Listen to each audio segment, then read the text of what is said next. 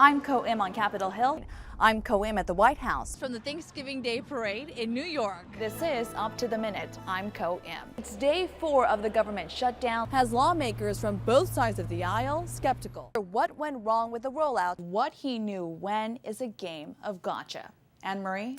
Good morning, Anne-Marie. And if this storm isn't doing enough damage, there's another right on its heels. This is an unusually snowy winter in New York. The city typically receives around 25 inches. We've already gotten 40.3 inches with more on the way. But Illinois was the hardest hit state. This pile of rubble used to be an auto shop. Police say despite the damage, employees were able to crawl out unhurt. Preliminary data shows that the train that derailed was going way too fast. Target has nearly 1,800 stores in the U.S. and the security breach happened when customers swiped their cards. But the look and security of our cards are expected to change soon. It could reflect a broader trend. And several other cities and states have done the same.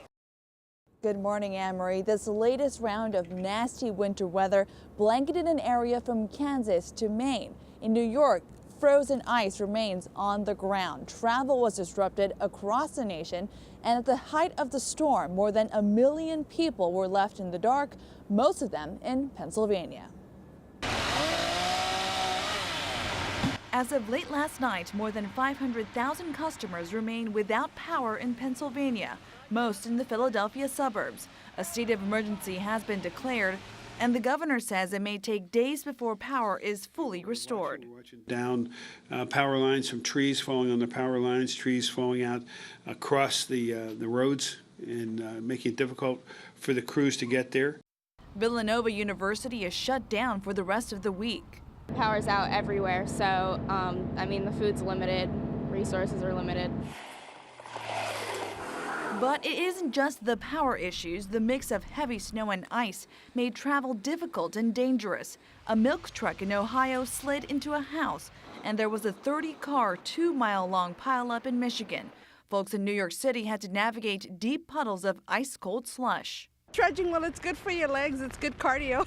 As the storm moved from the Midwest to the Northeast, nearly 3,000 flights were canceled in the United States yesterday, according to the online tracking site FlightAware.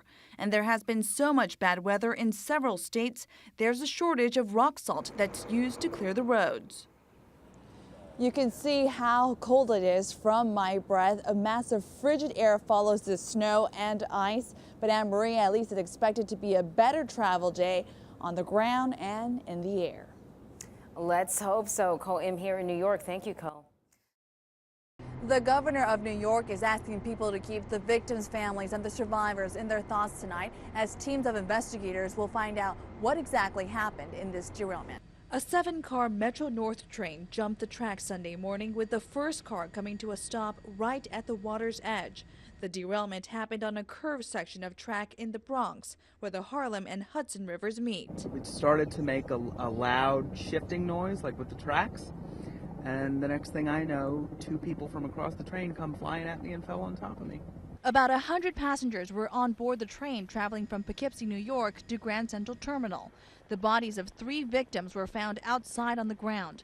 A 4th was removed from inside the train. Police divers searched the water to make sure no one was thrown in from the force of the crash. On a workday, fully occupied, would have been a tremendous disaster. More than 60 people were hurt. Several are critical. Ryan Kelly broke his left hand. I got thrown across back and forth, and it came to like a halt, and there was just people screaming. Fire crews used airbags to lift up portions of the train and free trapped passengers. They also cut away parts of the cars to get people out.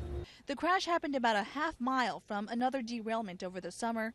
Officials are looking at speed as a possible factor. We have not spoken to the conductor. We anticipate interviewing the train crews in the next day or 2. A law enforcement source tells CBS News the train operator told first responders he applied the brakes, but they did not function. We asked the NTSB what the recommended speed around the curve is, and the lead investigator says the max is 30 miles per hour, and we're told that the information from the event or data recorder should be available in the next day or so. I'm Ko-Im in the Bronx, New York. Now, back to you. 28-year-old Shelley Chung is searching for a relationship online. She likes to meet new people and she likes to eat, so she's testing out a new dating website that caters to foodies. You name it, people are just trying everything and just trying out their options. Hoping for the best. Yeah, exactly. Online dating has long been popular, but now there are more options for specific tastes. There's a place for singles with food allergies, another for tall people. You can find a fellow smoker or date a person based on what they like to read. There's even a site that matches farmers. You can also download dating apps to your mobile device and meet people nearby right away. You basically have everyone right at your fingertips. Lori Davis is the author of Love at First Click. Niche sites are really where the industry is growing the most, and on mobile. So that's really where we're going to see the innovation happen. Lori is actually getting married this May to a man she met on Twitter. I'm engaged to my tweetheart. We met each other on Twitter in 140 characters. I like testing out new things. As for Shelley, it's wait and see. Are you looking for love? I think in a way everyone's looking for love who doesn't believe that they have it yet. She's sitting tight for the right connection. Ko Im for CBS News, New York.